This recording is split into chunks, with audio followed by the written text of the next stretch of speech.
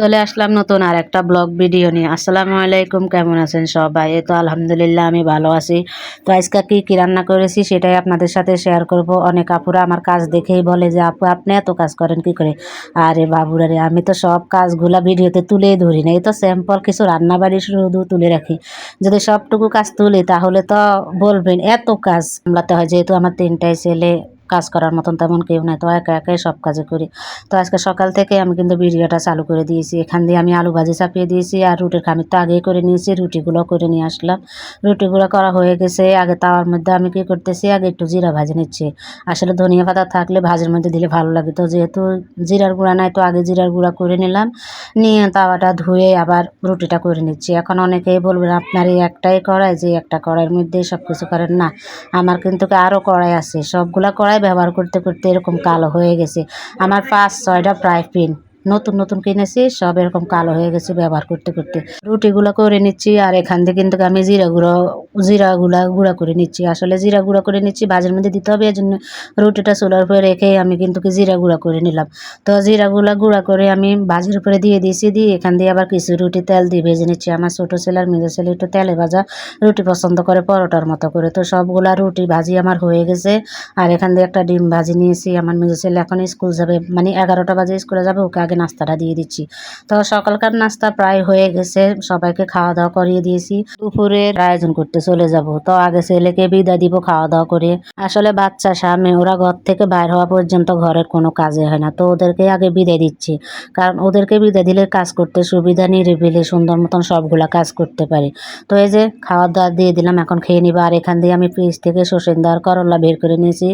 করলা ভাজি করবো আলু দিয়ে, আর সসিন্দা রান্না করবো। আসলে আমাদের আঞ্চলিক ভাষায় এটাকে বলে সসিন্দা, আর শহরে বলে সিসিঙ্গা। তো যা হোক, আমি যেটাই বলে আমি আমার আঞ্চলিক ভাষাটাই বললাম। আর এখান দিয়ে প্লেট খোড়া ধোয়া আছে, রান্না চাপিয়ে দিয়ে প্লেট খোড়াগুলো ধুয়ে নিব।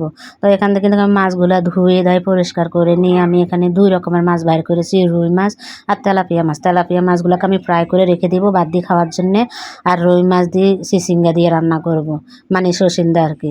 তো মাছগুলো তো আমার ভাজি করা হয়ে গেছে। এখান দিয়ে আমি ওই ফ্রাই প্যানের মধ্যে তেল দিয়ে পেঁয়াজ দিয়ে চাপিয়ে দিয়েছি তরকারি রান্না করার জন্য। আর এখানে হলুদ, লবণ, জিরা বাটা আর রসুন বাটা দিয়ে পানি দিয়ে গুলিয়ে নিয়ে তারপর মশলাটা দিয়ে ভালো করে কষিয়ে নিলাম। নিয়ে 2-3টা আলু দিয়ে দিয়েছি। আলুগুলা কষিয়ে তারপরে সসিন্দা দিয়ে দিয়েছি। সসিন্দাটা দিয়ে এখন ভালো করে কষিয়ে নিব। আসলে তরকারি কষালে কিন্তু খেতে কিন্তু ভালো লাগে। তো ডাকনা দিয়ে কতক্ষণ রাখলাম, ডাকনাটা তুলে আবার একটু নাড়াচাড়া করে দিব, দিয়ে তারপর আমি এখন ঝোলের জন্য পানি দিব। অনেকটাই কষানো হয়ে গেছে, মানে আমি ক্যামেরা অফ থাকাকালীন 2-3বার এসে নাড়াচাড়া করে কষিয়ে দিয়েছি। যখন কষানো হয়েছে তখন এখন আমি ঝোলের জন্য পানি দিয়ে দিয়েছি। এখন নাড়াচাড়া করে একটু ডাকনাটা দিয়ে দিব, আর তার আগে দিয়ে আমি আবারও একটু পানি দিয়ে দিচ্ছি, মনে হচ্ছে পানিটা একটু কম হয়েছে। তো পানিটা দিয়ে নাড়াচাড়া করে এখন ডাকনা দিয়ে দিব। যখন বলক চলে আসবে এর মধ্যে আমি মাছটা এখন আমি ডাকনা দিয়ে দিব, বলক চলে আসলে তারপরে মাছটা দিয়ে দিব। মাছটা দিয়ে আমি এখন নাড়াচাড়া করে নিব, নাড়াচাড়া করে তারপরে আবার ডাকনা দিয়ে কিছুক্ষণ রান্না করব। মাছটা দিয়ে দিচ্ছি, দিয়ে একটু ভালো করে নাড়াচাড়া করে দিচ্ছি যাতে মাছের ভিতরে জলটা ঢুকে। তো নাড়াচাড়া করা হয়ে গেছে, ডাকনাটাও দিয়ে দিয়েছি। এখন আবার ডাকনাটা তুলে আবারও একটু নাড়াচাড়া করে দিব।